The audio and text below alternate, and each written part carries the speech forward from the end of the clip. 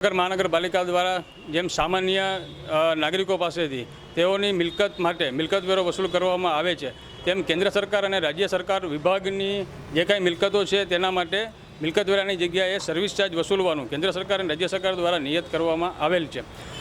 કેન્દ્ર સરકારના રેલવે વિભાગને 1981થી સર્વિસ ચાર્જની રકમ ચૂકવવા બાબતે જે કાંઈ પણ આપણે પત્રવ્યવહાર નોટિસો પાઠવવામાં આવેલ છે, જેમાં ડિસ્ટ્રિક્ટ કોર્ટ, ત્યારબાદ હાઈકોર્ટ અને ત્યારબાદ નામદાર સુપ્રીમ કોર્ટ સુધી આ કેસ સર્વિસ ચાર્જ ચૂકવવા બાબતે ચાલેલ. 2009માં નામદાર સુપ્રીમ કોર્ટે ચુકાદો આપી દીધા બાદ પણ રેલવે વિભાગ દ્વારા છે એ સર્વિસ ચાર્જની રકમ ભરપાઈ કરવામાં આવતી ન હતી.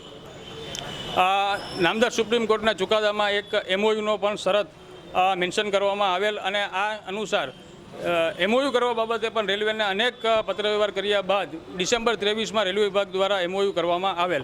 MOUની શરત અનુસાર તેઓએ સર્વિસ ચાર્જ છે એ દિવસ 15માં ચૂકવવાનો રહેતો હોય, પરંતુ રેલવે વિભાગ દ્વારા આજ 6 મહિના વયા ગયા બાદ પણ સર્વિસ ચાર્જની રકમ ચૂકવવામાં આવેલ ન હતી અને આ રકમ છે એ 34.92 કરોડ જેટલી થવા જાય છે.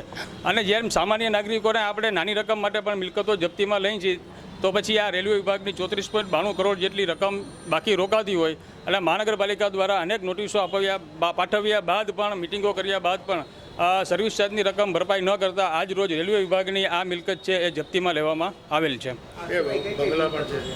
અત્યારે તો હજી આ પહેલી જ આપણી શરૂઆત છે. હજી ત્યારબાદ રેલવેની તો અનેક મિલકતો જામનગર શહેરમાં છે.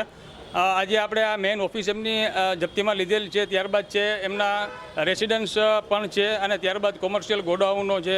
આ બધાનું પણ ગ્રેજ્યુઅલી જો પૈસા નહીં ભરે તો આપણે જપ્તીમાં લેશું.